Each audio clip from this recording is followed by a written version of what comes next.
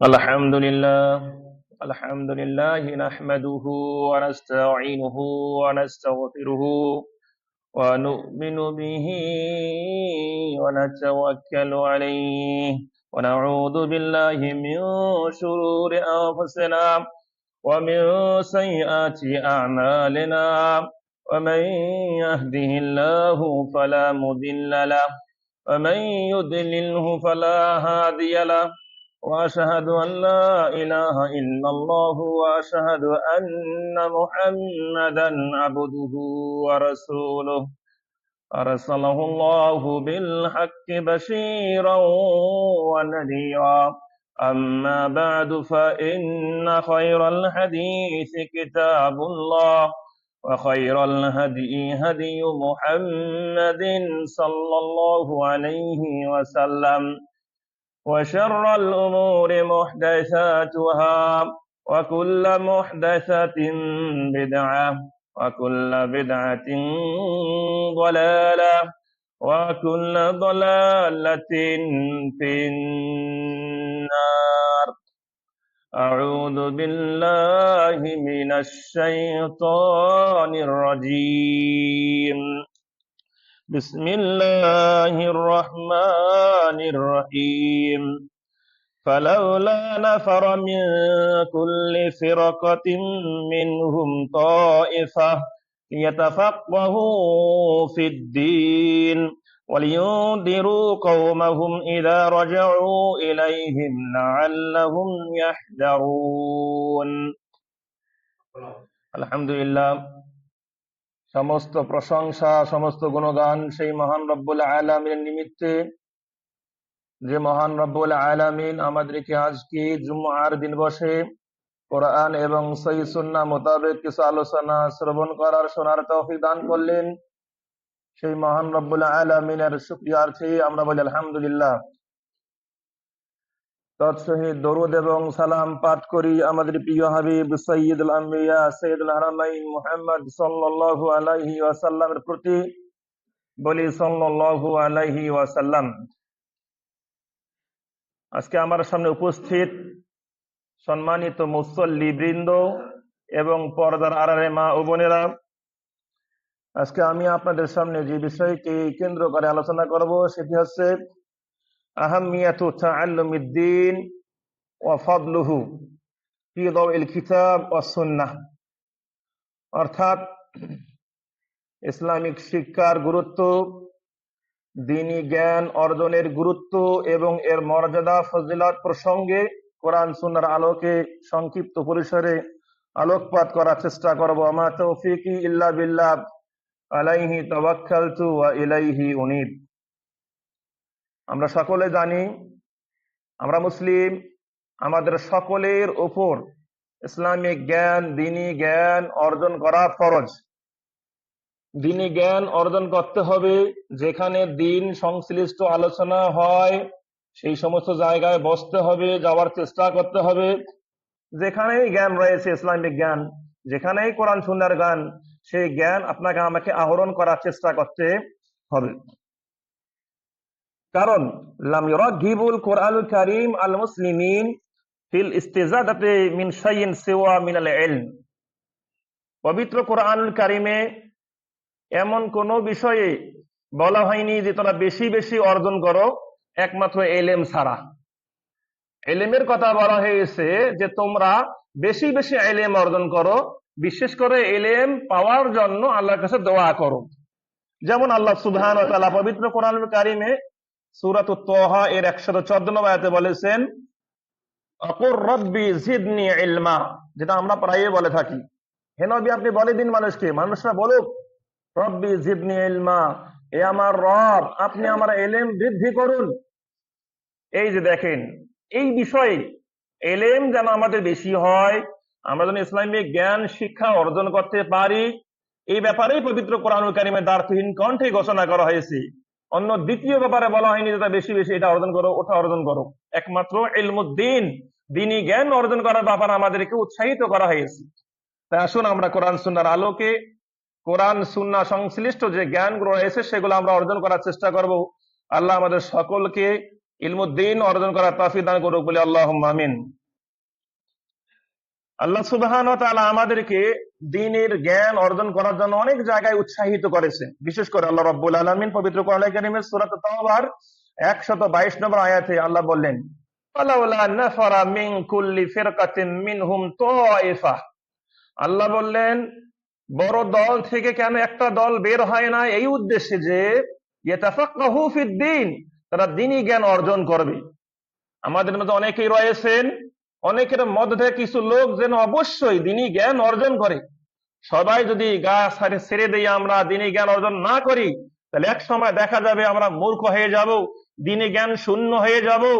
সুতরাং এই দ্বীনি জ্ঞান শূন্য যখনই হয়ে যাব, তখন এই শয়তান আমাদের উপর চেপে বসবে। যে ব্যাপারে ইবনুল কাইয়িম জাওজি রাহিমাহুল্লাহ তিনি বলেছেন, এলাম, হে দুনিয়ার মানব জাতি, তোমরা জেনে রাখো, আন্নাল বাবাল আ'দাম ইয়াদখুলু মিনহু ইবলিস ফাহুয়াল জাহাল। তোমরা জেনে রাখো, এমন একটা দরজা রয়েছে, এমন একটা গেট রয়েছে, যে গেট দিয়ে, যে দরজা দিয়ে শয়তান মানুষদের নিকট প্রবেশ করে, সেই দরজাটা হচ্ছে জাহালাত, মূর্খতা। অর্থাৎ আপনি যত বেশি মূর্খ হবেন, তত বেশি শয়তান আপনাকে অ্যাটাক করবে। আপনি যদি শিক্ষিত হন, আপনি যদি আল্লাহর দ্বীন বুঝেন, দ্বীনি জ্ঞান চর্চা করেন, দ্বীন শেখেন, তাহলে শয়তান আপনার থেকে পলায়ন করবে। এটা হচ্ছে দ্বীনি জ্ঞানের অনেক মর্যাদা। তাহলে আমাদের উচিত, আমরা এখান থেকে বুঝতে পারলাম, আমাদের উচিত আমরা যদি দ্বীনি জ্ঞান অর্জন করতে পারি, দ্বীন শিখতে পারি। বিশেষ করে অত্র আয়াতটি এটাও প্রমাণ করে যে আমাদের যদি কোনো সন্তান থাকে, দুইজন, কমপক্ষে আমাদের উচিত একজন সন্তান যেন দ্বীনি শিক্ষা করে, দ্বীন শিক্ষা যেখানে হয় সেখানে ভর্তি হয়, সেখানে লেখাপড়া করে। এটাও আমাদের উচিত। অত্র বিষয়টি অত্র আয়াত থেকে ফুটে ওঠে। আল্লাহ সুবহানাহু ওয়া তাআলা আমাদের প্রত্যেককে দ্বীনি জ্ঞান অর্জন করার তৌফিক দান করুক, বলি আল্লাহুম্মা আমিন। কয়েকটি পয়েন্টে আমি কথা বলবো দ্বীনি জ্ঞান অর্জন সংশ্লিষ্ট। আউয়ালান, সর্বপ্রথম যেটা বলবো সেটি হচ্ছে হুয়া ফারিদাতুন আলা কুল্লি মুসলিম। প্রত্যেক মুসলিমের উপর দ্বীনি জ্ঞান অর্জন করা ফরজ। এই প্রসঙ্গে আমরা সকলে জানি, আল্লাহ রাসূল সাল্লাল্লাহু আলাইহি ওয়াসাল্লামের বিশ্ব বিখ্যাত একটা হাদিস, তালাবুল ইলমি ফারিদাহ আলা কুল্লি মুসলিম। প্রত্যেক মুসলিমের উপর ইলম অর্জন করা ফরজ, প্রত্যেক মুসলমানের উপর। আপনি সাধারণ হন বা অসাধারণ হন না কেন, সকলের উপরেই দ্বীনি জ্ঞান অর্জন করা ফরজ।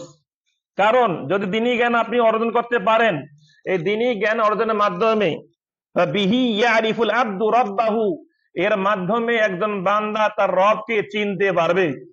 ওয়া কাইফিয়াত ইবাদাতিহি, দ্বীনি জ্ঞান অর্জনের মাধ্যমে একজন ব্যক্তি কিভাবে তার রবের ইবাদত করবে এটা বুঝতে পারবে। যদি আপনি আমি দ্বীনি জ্ঞান অর্জন না করি, ইসলামিক শিক্ষা অর্জন না করি, তাহলে কিভাবে আমি আমার রবকে চিনতে পারবো, কিভাবে আমি আমার রবের ইবাদত করতে পারবো? সুতরাং তলাবুল ইলমি ফারিদা আলা কুল্লি মুসলিমিন, প্রত্যেক মুসলিমের উপর দ্বীনি জ্ঞান অর্জন করা ফরজ, এই কথাটি যথার্থ হয়েছে। সুতরাং যদি দ্বীনি জ্ঞান অর্জন না করেন, অনেক সময় ইবাদত করতে গিয়ে ভুল ইবাদত করে ফেলবেন। আল্লাহ আমাদেরকে দ্বীনি জ্ঞান অর্জন করার তৌফিক দান করুক, বলি আল্লাহুম্মা আমিন। দ্বীনি জ্ঞানের গুরুত্ব প্রসঙ্গে ইমাম শাফিঈ রাহিমাহুল্লাহ, ইমাম শাফিঈ রাহিমাহুল্লাহ, ইমাম শাফিঈ রাহিমাহুল্লাহ তিনি বলেছেন, তলাবুল ইলমি আফদল মিন সালাতিন নাফিলা। তিনি বলেছেন দ্বীনি জ্ঞান অর্জন করা উত্তম নফল ইবাদতের চেয়েও, নফল ইবাদতের চেয়েও দ্বীনি জ্ঞান অর্জন করা উত্তম। কারণ আপনি যখন নফল কোনো ইবাদত করেন, হতে পারে সালাত, হতে পারে সাদাকা, হতে পারে সিয়াম, নফল ইবাদত, এতে করে আপনি একাই শুধু উপকৃত হবেন। পক্ষান্তরে যদি আপনি দ্বীনি জ্ঞান অর্জন করে মানুষের কাছে প্রসার করেন, এতে করে পুরো জাতি উপকৃত হওয়ার সম্ভাবনা রয়েছে। সুতরাং তিনি বলেছেন দ্বীনি জ্ঞান অর্জন করা হচ্ছে নফল ইবাদত চেয়ে উত্তম। এই কথাটি অবশ্যই যথার্থই হয়েছে। পাশাপাশি তিনি আরো বললেন, মান আরাদা দুনিয়া ফালাইহি বিল ইলম, যারা দুনিয়া চায় তাদেরও উচিত ইলম অর্জন করা। ওমান আরাদাল আখিরাত, যে আখিরাত চায় তারও উচিত ইলম অর্জন করা। ইলম অর্জন করতে পারলে দুনিয়াতেও আপনি সাকসেসফুল হতে পারবেন, আখিরাতে তো হবেন ইনশাআল্লাহ। তাহলে দিনী জ্ঞান অর্জন করার বিকল্প আর কিছু হতে পারে না। তা না হলে তিনি বলতে পারেন যে নফল ইবাদতের চেয়ে উত্তম দিনী জ্ঞান অর্জন করা। সুতরাং আমাদের উচিত আমরা সবাই চেষ্টা করব দিনী জ্ঞান অর্জন করার। এখন আপনি বলবেন এখন তো সম্ভব নয় মাদ্রাসায় ভর্তি হওয়া, এখন তো সম্ভব নয় কোনো কিছুতে ভর্তি হওয়া। জি না, বাংলায়ও অনেক কোরআন সুন্নাহর কিতাব পাওয়া যায়, সেই কিতাবগুলো আপনি পড়বেন, সেখান থেকে ইলম চর্চা করবেন। এর মাধ্যমেও আপনি কি দ্বীনি জ্ঞান অর্জন করার যে ফজিলত, যে মর্যাদা রয়েছে সেটা পেতে পারেন। আল্লাহ রাব্বুল আলামিন আমাদেরকে বোঝার তৌফিক দান করুক বলে আল্লাহুম্মা আমিন। দ্বিতীয় যে পয়েন্টে কথা বলো সেটি হচ্ছে আলামাতুন আলা খায়রিয়াতিল আবদি। যারা দ্বীনি জ্ঞান অর্জন করতে পারে, শিখতে পারে বা সেই পথে চলতে পারে, এটা বোঝা যায় যে সে আল্লাহর উত্তম বান্দা। এ প্রসঙ্গে রাসূলুল্লাহ সাল্লাল্লাহু আলাইহি ওয়াসাল্লাম বলেছেন, মান ইউরিদুল্লাহু বিহি খায়রান ইউফাক্কিহু ফিদ্দীন। আল্লাহ যার কল্যাণ চান তাকে দ্বীনি জ্ঞান অর্জন করা তার জন্য সহজ করে দেন। সুবহানাল্লাহ। তাকে দ্বীনি জ্ঞান অর্জন করার তৌফিক দিয়ে দেন। এখন আপনি বুঝলেন আপনি কি দ্বীনি জ্ঞান অর্জন করতে পারছেন কি পারছেন না। লেখাপড়া করার, দ্বীনি জ্ঞান অর্জন করার কোনো বয়স নাই, মৃত্যুর আগ মুহূর্ত পর্যন্ত শিখা যায়।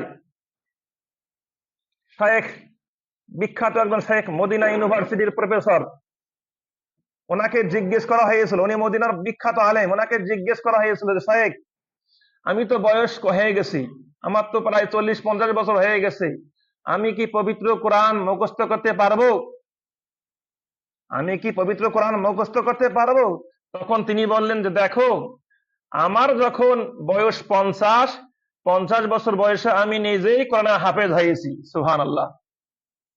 পক্ষান্তরে তিনি আর একটা কথা বললেন, তিনি বললেন যে সমস্ত সাহাবারা ইসলাম গ্রহণ করেছিলেন সেই সময় অনেক সাহাবার বয়স ছিলেন 50, 60, 65 বছর, সে সময়েও তারা কি করেছিলেন? পবিত্র কোরআন মুখস্থ করতে পেরেছেন। সুতরাং আমাদের অভাব শুধু একটু চেষ্টা করলেই সব সম্ভব। আল্লাহ বলেছেন ওয়ালাইসা লিল ইনসানি ইল্লা মা সাআ, মানুষ যাই চেষ্টা করে তাই সে পেয়ে যায়। তাই আমরা অবশ্যই দ্বীনি জ্ঞান অর্জন করার চেষ্টা করব। আল্লাহ আমাদেরকে তৌফিক দান করুক বলি আল্লাহুম্মা আমিন। অত হাদিস প্রমাণ করে আমরা যদি আল্লাহর ভালোবাসার পাত্র হতে চাই তাহলে দ্বীনি জ্ঞান অর্জন করার পথে আমরা চলবো, দ্বীনি জ্ঞান অর্জন করতে থাকবো।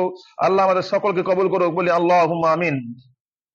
দ্বীনি জ্ঞানের গুরুত্ব প্রসঙ্গে আব্দুল্লাহ বিন মাসউদ রাদিয়াল্লাহু তাআলা আনহু তিনি বললেন, তিনি মানুষদেরকে বললেন উকদু আলেমান, হে লোকেরা, হে আমার প্রিয় ভাইয়েরা, উকদু আলেমান, তুমি আলেম হওয়ার চেষ্টা করো, তুমি আলেম হওয়ার চেষ্টা করো। আমুতাআল্লিমান, যদি আলেম হতে না পারো কমপক্ষে ছাত্র হওয়ার চেষ্টা করো, ইলম অর্জন করার ছাত্র হওয়ার তুমি চেষ্টা করো। ওয়ালা তাকদু বাইনা যালিকা, এর দুইয়ের মাঝে হওয়ার চেষ্টা করি না। তোমাকে হয় আলেম হতে হবে অথবা আলেম না হতে পারলেও ইলম অর্জনের পথে থাকতে হবে।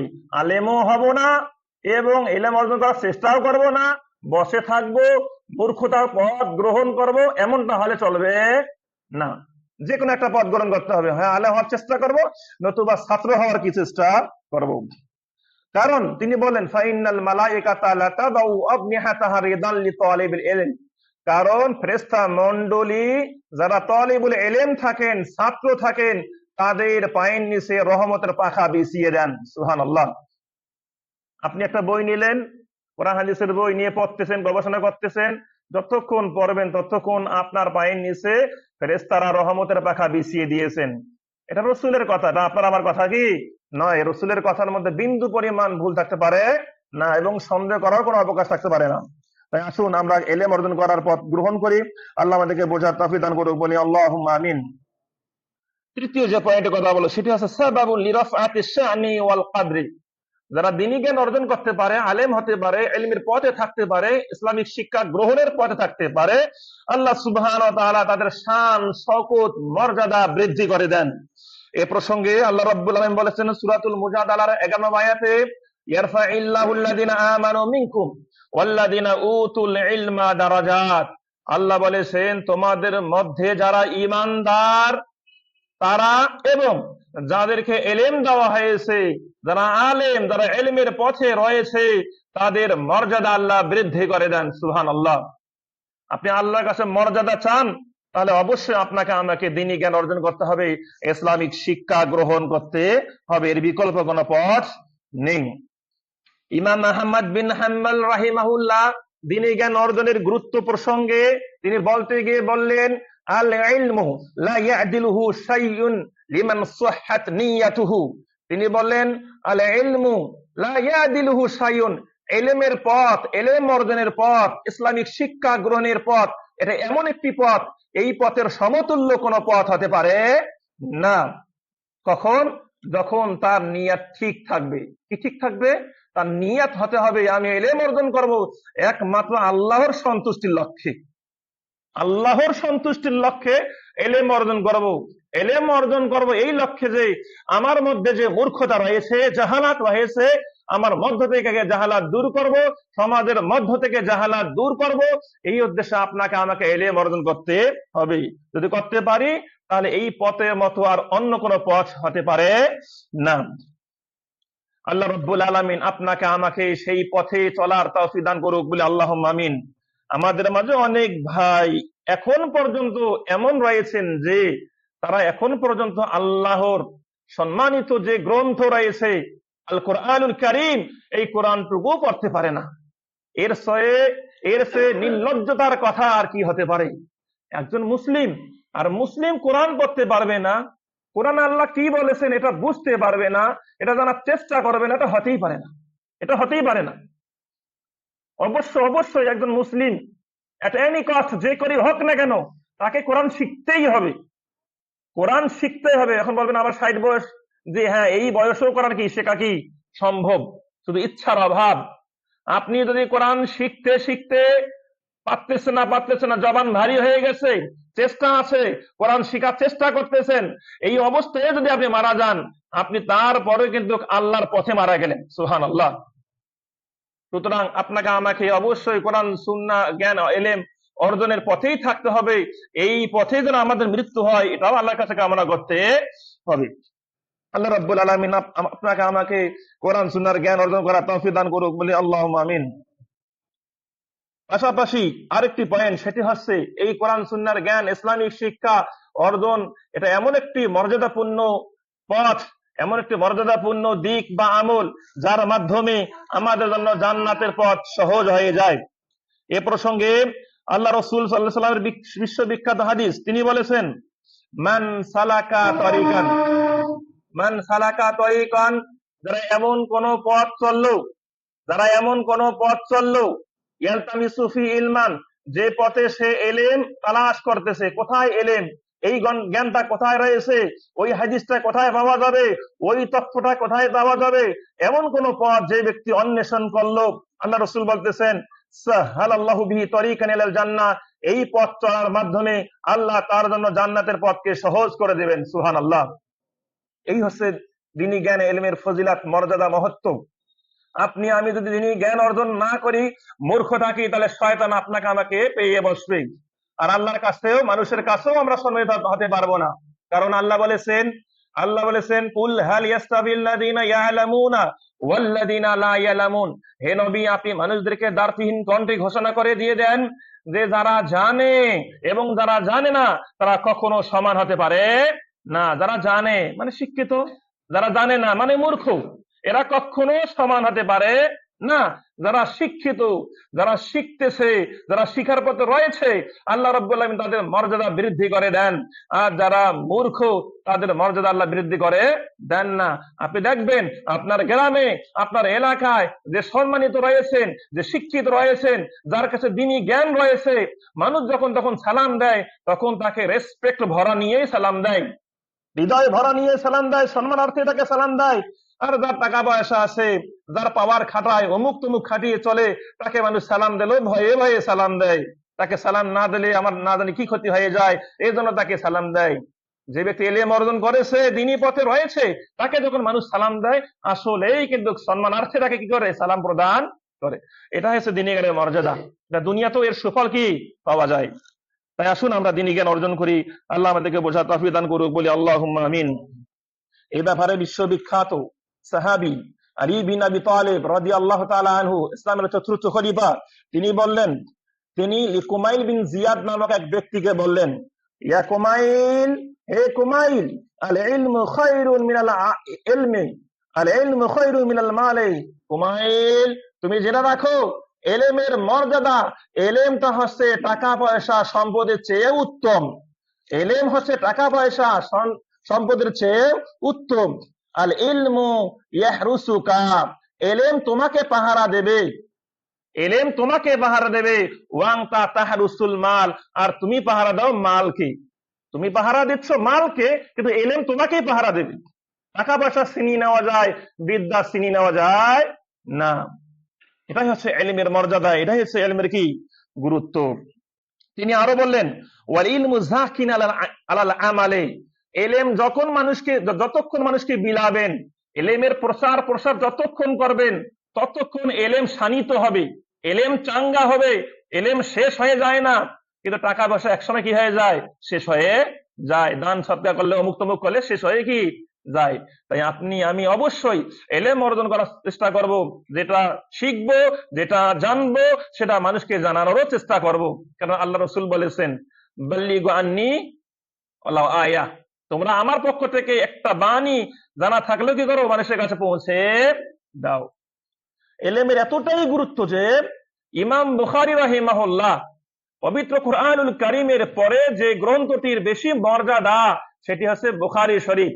ইমাম বুখারী রাহিমাহুল্লাহ তার বিখ্যাত কিতাবে একটা অধ্যায় নিয়ে এসেছেন, যেখানে তিনি বলেছেন, আল ইলমু ক্বাবলাল কাউলি ওয়াল আমালি, তোমাকে এলেম অর্জন করতে হবে কিছু বলার আগে, কোনো কিছু আমল করার আগে। কোনো কিছু বলার আগে, কোনো কিছু আমল করার আগে তোমাকে এলেম অর্জন করতে হবে। তুমি আমি যদি এলেম অর্জন না করি, তাহলে কি বলবো আর কি বা আমল করব? না জেনে যখনই কোনো কিছু বলতে যাব, হবে সেটা ভুল। না জেনে যখনই কোনো কিছু আমল করতে যাব, হয়ে যাবে সেটা বেদাত বা অমুক তমুক হয়ে যাবে। সুতরাং জানার কোনো বিকল্প পথ থাকতে পারে না, আপনাকে আমাকে জানতেই হবে, আপনাকে আমাকে শিখতেই হবে। আপনি শিখতে পারেননি, এখন শুরু করুন, জানার চেষ্টা করুন, মরার আগ মুহূর্ত পর্যন্ত কি জানা যায়। এমনকি কোন কোন সালফে সালিহিনদের ইতিহাস জানা গেছে, উনি মারা যাচ্ছেন, তারপরেও ওনার নাকি মনে পড়েছে যে ওই অমুক হাদিসটা কোথায় যেন আছে, তার পাশের কোন লোকের কাছে বললেন যে ওই বইটা নিয়ে আসো তো, হয়তো ওই বইয়ের মধ্যে ওই হাদিসটা পাওয়া যাবে। মরার আগ মুহূর্ত তারা কি করতেন, এলেম তালাশ করতেন। আর আমরা একটু শিখে মনে করতেছি সব আমার জানা শেষ, আমি সব জানি। এগুলো ওয়াজ হইলো, এগুলো আগে থেকে জানি, এগুলো কথা বলে, এগুলো আগে থেকে আমি জানি। আরে ভাই, জানা পাশাপাশি আপনাকে আমল করতে হবে, তা না হলে ওই জানার কোনো মান থাকলো না। ইবলিস কিন্তু অনেক কিছু জানতেন, বিশেষ করে আবু জাহেল। আবু জাহেলের আগের নাম, জাহিলিয়াত যুগের নাম ছিল আবুল হাকাম, মানে মহাপণ্ডিত, পণ্ডিতের বাবা। কিন্তু জানা অনুযায়ী আমল না করার কারণে তার নামটাই হয়ে গেছে আবু জাহেল, মানে মূর্খের বাবা, মূর্খের বাবা। তাই আপনি আমি যতক্ষণ না জানবো, এই জানার পাশাপাশি আপনি আমি অবশ্যই আমল করার চেষ্টা করব। আল্লাহ আমাদেরকে আমল করার তৌফিক দান করুক, বলি আল্লাহুম্মা আমিন। এখন যে পয়েন্টের কথা বলবো সেটি হচ্ছে ইস্তিগফারুল কায়নাত লি তালাবিল ইলমি। যারা ইলম অর্জনের পথে রয়েছেন, দ্বীনি শিক্ষা গ্রহণের পথে রয়েছেন, তাদের যত্ন সব কায়নাত, আসমান জমিন এবং এর মধ্যে যা আছে, সবাই সেই তালিবুল ইলমের জন্য আল্লাহর কাছে ক্ষমা প্রার্থনা করে। এই প্রসঙ্গে রাসূলুল্লাহ সাল্লাল্লাহু আলাইহি ওয়াসাল্লামের বিশ্ববিখ্যাত হাদিস, আল্লাহ রাসূল সাল্লাল্লাহু আলাইহি ওয়াসাল্লাম বলেছেন, ইন্নাল আলিমা লা ইস্তাগফিরু লাহু মান ফিস সামাওয়াতি ওয়া মান ফিল আরদি। যারা আলেম হবেন, যারা জ্ঞানী হবেন, তাদের জন্য আসমানে যারা রয়েছেন, জমিনে যারা রয়েছেন, সবাই তার জন্য ক্ষমা প্রার্থনা করে আল্লাহর কাছে। হাত্তাল হিতানু ফি জাওফিল মা, এমনকি পানির নিচে যে মাছ থাকে, সেই মাছও সেই আলেমের জন্য, যারা জ্ঞানী, যারা ইলম অন্বেষণ করতেছে, তাদের জন্য আল্লাহর কাছে কি চায়, ক্ষমা চায়। সুবহানাল্লাহ। এমন কোন কি আমল এরকম আছে যে মাছ তার জন্য ক্ষমা চায়? একমাত্র ইলম অর্জন করার পথটি। সুতরাং এই পথের গুরুত্ব কেমন, আপনি আমি এখন পর্যন্ত কোরআন জানি না, এখন পর্যন্ত কোরআন শিখিনি, এখনই আপনাকে আমাকে এই পথ গ্রহণ করতে হবে। আল্লাহর শ্রেষ্ঠ কিতাব, যে কিতাব পাঠ করলে, একটা হরফ পাঠ করলে 10 নেকি পাওয়া যায়, 10 থেকে একদম 700 গুণ পর্যন্ত আল্লাহ কি করেন, বর্ধিত করে দেন। সেই গ্রন্থই আপনি শিখতে পারলেন না, তাহলে কি করলাম আমরা এই দুনিয়াতে? 40 বছর পেয়ে, 50 বছর পেয়ে, 70 বছর পেয়ে কি আমলটাই করলাম আমরা, কি কাজটা করলাম আমরা? এই দুনিয়ার পরবর্তী একটা জগৎ রয়েছে, সেটা আখিরাতের জগৎ। দুনিয়াতে একজন মানুষের টাকা পয়সা থাকলে সেই মানুষকে মানুষ মূল্যায়ন করে দুনিয়াতে, কিন্তু কাল কিয়ামতের ময়দানে আল্লাহ একজন ব্যক্তিকে মূল্যায়ন করবেন তার আমলের ভিত্তিতে, তার কেমন আমল ছিল, তার কেমন ইলম ছিল, এই ভিত্তিতে আল্লাহ রাব্বুল আলামিন পরকালে তাকে কি করবেন, মূল্যায়ন করবেন। সুতরাং আমরা অবশ্যই ইলম অর্জন করার চেষ্টা করি, ইসলামী শিক্ষা গ্রহণ করার চেষ্টা করি, তদনুযায়ী আমল করার চেষ্টা করি। আল্লাহ আমাদের সকলকে বোঝার তৌফিক দান করুক, বলি আল্লাহুম্মা আমিন। মুআজ বিন জাবাল রাদিয়াল্লাহু তাআলা আনহু এ প্রসঙ্গে বললেন, ইলমের গুরুত্ব প্রসঙ্গে তিনি বললেন, হে দুনিয়ার মানব জাতি, তাআল্লামুল ইলমা, তোমরা সবাই ইলম অর্জন করো, ইলম শিখো। ফাইন্না তাআল্লুমাহু লিল্লাহি খাশিয়াতুন, কারণ আল্লাহর জন্য যতক্ষণ আপনি ইলম অর্জন করবেন ততক্ষণ আপনার আল্লাহ ভীতি বর্ধিত হবে, তাকওয়া বেড়ে যাবে। ওয়া তালাবুহু ইবাদাতুন, ইলম অন্বেষণ করা, ইলম তালাশ করা হচ্ছে ইবাদত। ওয়া মুযাকারাতুহু তাসবিহুন, ইলম নিয়ে, কোন হাদিস নিয়ে, কোন আয়াত নিয়ে চর্চা করা, এটা হচ্ছে সুবহানাল্লাহ পড়ার মতো সওয়াব।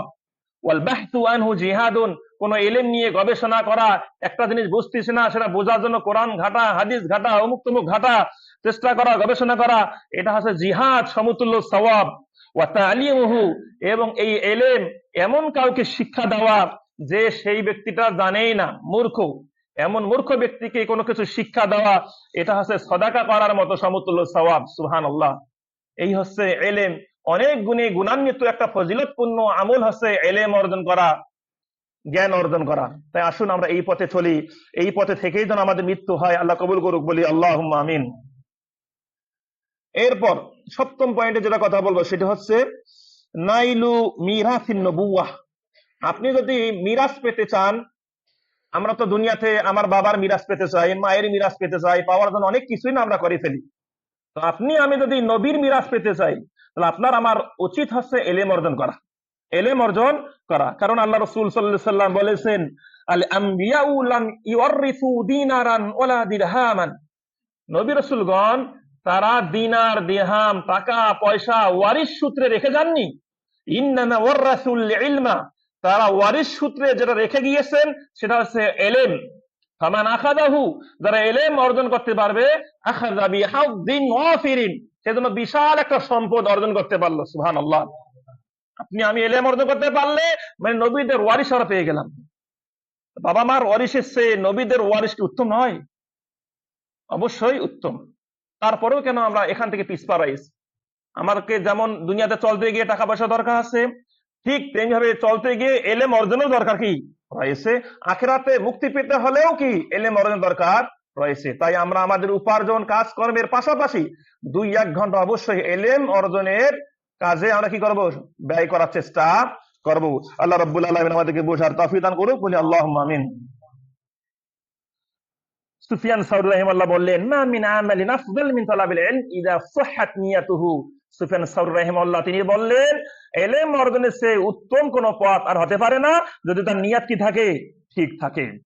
অষ্টম পয়েন্টে যেটি বলবো সেটি হচ্ছে আমালুল লা ইয়ানকাতিউ বাদাল মাউত। এমন একটা আমল আছে বা এমন কিছু আমল আছে যে আমলটা আপনি আমি মৃত্যুবরণ করার পরেও কি কবরে পেয়ে যাবো ইনশাআল্লাহ। সেই আমলটা আছে ইলম অর্জনের পথ। আল্লাহ রাসূলের সেই বিশ্ববিখ্যাত মুসলিম শরীফের হাদিস, আও ইলমিন ইউনতাফাউ বিহি, এমন ইলম যার মাধ্যমে উপকৃত হওয়া যায়। আপনি কোনো জ্ঞান শিক্ষা করলেন, শিক্ষা করার পর কিছু লোককে শিক্ষা দিলেন, যত লোক সেইটা শিক্ষা করে আমল করবে, সেই আমলের সবগুলো আপনি কবরেও কি পেয়ে যাবেন। অথবা এমন কোনো কিছু করে গিয়েছেন, দিনই কোনো কিছু কাজ করে গিয়েছেন, সেখানে মানুষের ইলম অর্জন করে, সেই পথে থাকে চলে, এই সবগুলো আপনি সবগুলো সব কবরে বসে বসে কি আপনি পেয়ে যাবেন। সুতরাং ইলম অর্জনের গুরুত্ব অনেক অনেক বেশি। আল্লাহ রাব্বুল আলামিন আমাদের সকলকে বোঝার তৌফিক দান করুক, বলি আল্লাহুম্মা আমিন। আমরা রাসূলুল্লাহ সাল্লাল্লাহু আলাইহি ওয়াসাল্লামের জীবনী, সাহাবীদের জীবনী খোঁজে অনেক এইরকম ইতিহাস আমরা পেয়েছি। সালফে সালিহিনগণ, সাহাবীগণ, ইমামগণ, তাবিগণ, তাবিঈনগণ, তারা একটা হাদিস অর্জন করার জন্য শত শত মাইল পাড়ি দিয়ে হলেও তারা কি করেছেন, ইলম অর্জন করেছেন। তন্মধ্যে একজন সাহাবী কাসী বিন কাইস রাদিয়াল্লাহু তাআলা আনহু তিনি বললেন কুনতু জালিসান মা আবি দারদা, বিখ্যাত সাহাবী আবু দারদার সঙ্গে মসজিদে বসেছিলাম, দামেস্কের এক মসজিদে বসেছিলাম। ফাজাআহু রাজুলুন, হঠাৎ সেই সময় একজন ব্যক্তি আবু দারদার কাছে আসলেন। এসে বললেন, ইয়া আবু দারদা, হে আবু দারদা, ইন্নী জিতুকা মিন মাদিনাতি রাসূল সাল্লাল্লাহু আলাইহি সাল্লাম, আমি রাসূলের একদম মদিনা শহর থেকে এই দামেস্কে এসেছি, কয়েকশো মাইল পাড়ি দিয়ে অতিক্রম করে এই যে আপনার দামেস্কে এসেছি। কি জন্য এসেছি? লি হাদিসিন, একটা হাদিসের জন্য এসেছি। বালাগানি আন্নাকা তুহাদ্দিসুহু আন রাসূলিল্লাহ সাল্লাল্লাহু আলাইহি সাল্লাম, আমার কাছে এই খবরটা পৌঁছেছে যে যে ওই হাদিসটা একমাত্র আপনিই জানেন, আর কেউ জানে না। তাই মদিনা থেকে দামেস্কে এসেছি সেই হাদিসটি জানার জন্য। ওমা জিতু লিহাদাতিন, আমি অন্য কোনো উদ্দেশ্যে আসি নাই, আমি এখানে অন্য কোনো উদ্দেশ্যে আসি নাই, একটাই উদ্দেশ্য, সেটি হচ্ছে এই হাদিসটি সংগ্রহ করা। তাহলে দেখেন, অত হাদিস প্রমাণ করে আপনার জ্ঞান অর্জন যেখানেই পাবেন সেখানে আপনি কি ছুটে চলে যাবেন। আমরা 1 কিলোমিটারও কি যাই না, আধা কিলোমিটারও কি যাই না, অথচ অনেক সময় দেখা যায় আমাদের পার্শ্ববর্তী কোনো মসজিদে দিনী আলোচনা হয়, সেখানে আমরা যেতে কি চাই না। আপনাকে আমাকে যেতে হবে শিখার লক্ষ্যে, জানার লক্ষ্যে, অবশ্যই সেখানে যেতে হবে। আল্লাহ রাব্বুল আলামিন আমাদের সকলকে যাওয়ার, ইলম অর্জন করার, ইলম শিখার তৌফিক দান করুক, বলি আল্লাহুম্মা আমিন। ইলম অর্জনের গুরুত্ব, ফজিলত অনেক বেশি। যেমন একটি হাদিস, আন আব্দুল্লাহ ইবনে আমর ইবনে আস রাদিয়াল্লাহু আনহু قال قال রাসূলুল্লাহ সাল্লাল্লাহু আলাইহি ওয়াসাল্লাম, আল্লাহ রাসূল সাল্লাল্লাহু আলাইহি ওয়াসাল্লাম বলেছেন, ইন্নাল্লাহা লা ইয়াকবিদুল ইলমা ইনতিসাআন ইয়ানতাজিউহু মিনাল ইবাদ, আল্লাহ রাব্বুল আলামিন বান্দাদের কাছ থেকে, মানুষের হৃদয় থেকে ইলমকে উঠিয়ে নেবেন না, ছিনিয়ে নেবেন না। যেমনি ভাবে ডাকাতেরা মানুষের মাল সম্পদ ছিনিয়ে নেন, এইভাবে ইলমকে আল্লাহ ছিনিয়ে নেবেন না। ইন্নামা ইয়াকবিদুল ইলমা বিকবদিল উলামা, আল্লাহ রাব্বুল আলামিন আমাদের হৃদয় থেকে, আমাদের অন্তর থেকে ইলমকে তুলে নেবেন বড় বড় আলেমদেরকে উঠিয়ে নেওয়ার মাধ্যমে। বড় বড় আলেমরা যখন দুনিয়াতে থাকবে না, তখন দেখবেন বিশাল ইলম যেন আমাদের ছুটে গেল, চলে গেল। কারণ ওই বড় আলেম অনেক কিছু জানতেন, উনি আজকে নাই, তাই অনেক কিছু জিনিস থেকে, জানা থেকে আমরা বঞ্চিত হয়ে গেলাম। যেমন 20 শতাব্দীর শ্রেষ্ঠতম ইমাম শাইখ নাসিরউদ্দিন আলবানী রাহিমাহুল্লাহ, তারপর শাইখ বিন বাজ রাহিমাহুল্লাহ, শাইখ বিন সালেহ আল উসাইমিন রাহিমাহুল্লাহ, এই 8-10 বছরের মাঝে এই 3 জন বিশ্ববিখ্যাত ইমাম মারা গিয়েছেন। ওনারা যখন মারা গিয়েছেন, ওনাদের সমতুল্য আর আলেম বর্তমান খুঁজে পাওয়া যায় না। এটাই বলতেছেন আল্লাহ রাসূল সাল্লাল্লাহু আলাইহি সাল্লাম, যখন আলেমদেরকে উঠিয়ে নেওয়া হবে, এর মাধ্যমে ইলমও কি চলে যাবে, ইলম এরকম আর পাওয়া যাবে না। তাই আমরা আসুন, আমরা চেষ্টা করি, আমরা নিজেরাও আলেম হওয়ার চেষ্টা করি। নিজেরা আলেম হতে না পারলে, সময় চলে গেলেও আমাদের যে সন্তানের রয়েছে, এই সন্তানদের জন্য অবশ্যই আমরা চেষ্টা করবো তাদেরকে যেন আলেম বানাইতে পারি, তাদেরকে যেন কি করতে পারি, আলেম বানাইতে পারি। অনেক সময় দেখা যায় দুনিয়াবি সাবজেক্ট পড়াইতে গিয়ে আমরা অনেক খরচ করি, কিন্তু আখিরাতের যে সাবজেক্ট, একটাই সাবজেক্ট কোরআন, এটা শেখানোর জন্য আমরা তেমন খরচ করতে চাই না। এটা যেন এই শিক্ষককে দেওয়া হয় যেমন কি সবচেয়ে কম মূল্য। মনে করেন একজন কোরআন শিক্ষা দিচ্ছেন, ওকে দেয় 500-1000 টাকা, একজন অঙ্ক পড়াচ্ছেন, ওকে দেয় 5000 টাকা। মনে হচ্ছে যে কোরআনের চেয়ে অঙ্কের গুরুত্বই কি সবচেয়ে বেশি হয়ে গেল। আমরাই এমনটা কি করতেছি, এমনটাই করতেছি। জি না, যেটার গুরুত্ব আল্লাহর কাছে সবচেয়ে বেশি, সেটার মানও দুনিয়াতে বেশি হওয়া উচিত। তাই আসুন আমরা অবশ্যই আমরা নিজেরাও আলেম হই, আমাদের সন্তানদেরকেও আলেম বানানোর চেষ্টা করি, আমরা নিজেরাও ইলম অর্জনের চেষ্টা করি, সবাই যেন আমরা ইলমের পথে থাকতে পারি। আল্লাহ সুবহানাহু ওয়া তাআলা আমাদের কবুল করুক, বলি আল্লাহুম্মা আমিন। ইলমের গুরুত্ব সম্পর্কে এক গুরুত্বপূর্ণ হাদিস, আন আবি কাবশা আল আনমারি রাদিয়াল্লাহু তাআলা আনহু থেকে বর্ণিত, আন্নাহু সামিআ রাসূলুল্লাহ সাল্লাল্লাহু আলাইহি ওয়াসাল্লাম, তিনি রাসূল থেকে শুনলেন একটা হাদিস, ইয়াকুলু, আল্লাহ রাসূল সাল্লাল্লাহু আলাইহি ওয়াসাল্লাম বলেছেন, ইন্নামাদ দুনিয়া লিআরবাআতি নাফারিন, এই দুনিয়া হচ্ছে 4 প্রকার ব্যক্তির জন্য। আল্লাহ রাসূল সাল্লাল্লাহু আলাইহি ওয়াসাল্লাম বললেন, ইন্নামাদ দুনিয়া লিআরবাআতি নাফার, এই দুনিয়া হচ্ছে 4 প্রকার ব্যক্তির জন্য। তার মধ্যে প্রথম প্রকার হচ্ছে আব্দুন রাযাকাহুল্লাহু মালান ওয়া ইলমান, ওই বান্দা, আল্লাহ ওই বান্দা যাকে আল্লাহ টাকা পয়সা দিয়েছেন এবং ইলমও দিয়েছেন, যাকে আল্লাহ টাকা পয়সা দিয়েছেন, ইলমও দিয়েছেন। সাহাবা কেরাম, ওসমান গনি রাদিয়াল্লাহু তাআলা আনহু টাকা পয়সাও দিয়েছিলেন, কি ইলমও কি দিয়েছিলেন। যে বান্দাকে আল্লাহ টাকাও দিয়েছেন, ইলমও দিয়েছেন, সেই বান্দা আল্লাহকে ভয় করে, তাকওয়ার পথে চলাফেরা করে। ওয়াসিলু ফি রাহিমাহু, এবং সে তার আত্মীয়তার সঙ্গে ভালো সম্পর্ক বজায় রাখে। ওয়ায়ালামু লিল্লাহি ফি হাক্কান, এবং আল্লাহর জন্য সে কি করে, যথাযথভাবে আমল করে। ফাহাদা বিআফদালিল মানাজিল, এই চার প্রকার ব্যক্তির মধ্যে এই ক্যাটাগরির ব্যক্তি হচ্ছে সর্বশ্রেষ্ঠ ব্যক্তি। আল্লাহ মালও দিয়েছেন, এলেমও দিয়েছেন এবং তাদের কি করতেছে, আমলও করতেছে। সর্বশ্রেষ্ঠ ব্যক্তি হচ্ছে এই প্রকার ব্যক্তি। দ্বিতীয় ব্যক্তি, ওয়া আব্দুন রাযাকাহুল্লাহু ইলমান, ওই বান্দা যাকে আল্লাহ এলেম দিয়েছেন, জ্ঞান দিয়েছেন, দ্বীনি জ্ঞান শিক্ষা দিয়েছেন, ওয়ালাম ইয়ারযুকহু মালান, তবে তাকে টাকা পয়সা দেননি, ধন দৌলত কি দেননি। ফাহুয়া সাদিকুন নিয়াতে, ফাহুয়া সাদিকুন নিয়াত, তবে সেই ব্যক্তির নিয়াত অনেক সঠিক নিয়াত। সে ভাবতেছে আমার আজকে টাকা পয়সা থাকলে আমিও দান সদকা কি করতাম, এই ব্যাপারে তার নিয়ত কি সঠিক নিয়ত ছিল।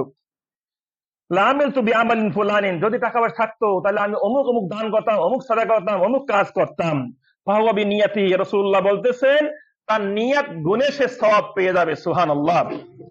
আজরুহুমা সাওয়াউন, এই দুই প্রকার ব্যক্তির সওয়াব আল্লাহর কাছে সমান সমান। কারণ তাকে আল্লাহ টাকা দেননি, কারণ ধন দৌলত আল্লাহর পক্ষ থেকে পাওয়া যায়, আল্লাহ তাকে দেননি, কিন্তু তার নিয়ত ঠিক ছিল। আজ টাকা পয়সা থাকলে অমুক করতাম, তমুক করতাম, একটা মসজিদ বানিয়ে দিতাম, দুইটা মাদ্রাসা বানিয়ে দিতাম, এই করতাম সেই করতাম, নিয়ত তার কি ছিল, ঠিক ছিল। তাই ওই নিয়ত গুণে আল্লাহ তার সওয়াব লিখে দিয়েছেন। সুবহানাল্লাহ।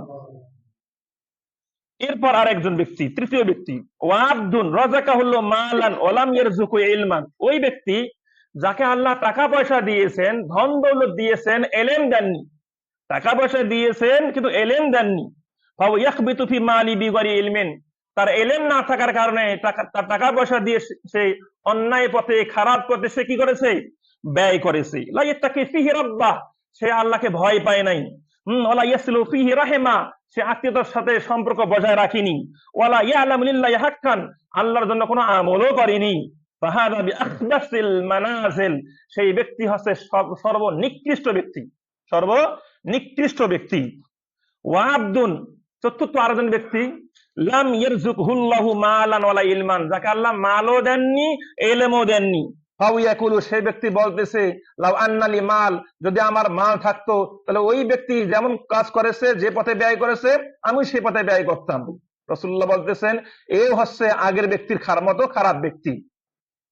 কেমন ব্যক্তি? খারাপ ব্যক্তি। টাকা পয়সা থাকলে সে খারাপ পথে ব্যয় করতো, এই নিয়ে সে এখনই কি করে বসতেছে। শেষের দুই প্রকার ব্যক্তি হচ্ছে আল্লাহর কাছে নিকৃষ্ট ব্যক্তি, আর প্রথমের দুই প্রকার ব্যক্তি হচ্ছে কি আল্লাহর কাছে উৎকৃষ্ট ব্যক্তি। আমরা অবশ্যই আল্লাহর কাছে উৎকৃষ্ট হওয়ার চেষ্টা করব। আল্লাহ সুবহানাহু ওয়া তাআলা আমাদের সকলকে বোঝার তৌফিক দান করুক বলি আল্লাহুম্মা আমিন। বলার অনেক কিছুই ছিল, সময় সংক্ষেপ, তাই আমরা ইতি টানছি। আমরা আল্লাহর কাছে দোয়া করি আল্লাহ সুবহানাহু ওয়া তাআলা আমাদের সকলকে আল্লাহর সন্তুষ্টির লক্ষ্যে আমরা যেন দ্বীনি জ্ঞান অর্জন করতে পারি, ইলম অর্জন করতে পারি, কোরআন সুন্নাহর পথে থাকতে পারি, যারা কোরআন সুন্নাহর পথে রয়েছেন তাদেরকে সাহায্য করতে পারি। আল্লাহ আমাদের সকলকে সেই তৌফিক দান করুক বলে আল্লাহুম্মা আমিন। আল্লাহ রাব্বুল আলামিন আমাদের সকলকে আল্লাহর সন্তুষ্টির লক্ষ্যে প্রত্যেকটি কাজ করা তৌফিক দান করুক বলে আল্লাহুম্মা আমিন।